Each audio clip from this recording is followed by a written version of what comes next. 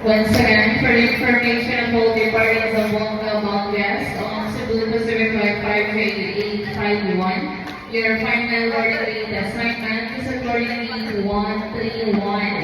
We will request all departments of Zamboanga guests of Flight 55851 to kindly proceed now to boarding 131.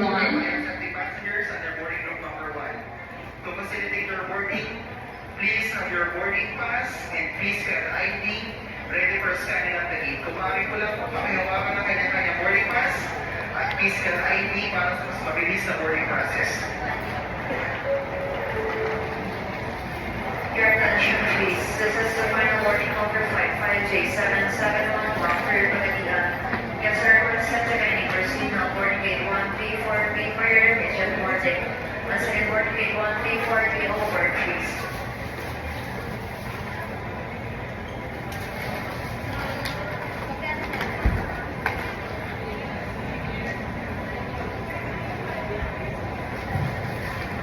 All passengers, please refrain from putting your belongings down the long chairs to give way to other passengers who need to be seated. Pinakikiusapan na lahat ng mga pasahero na iwasang maglagay ng anumang kagamitan sa ibabaw ng upuan upang mapagbigyan pagkakataon ng mga pasahero nais na makaupo. Maraming salamat po.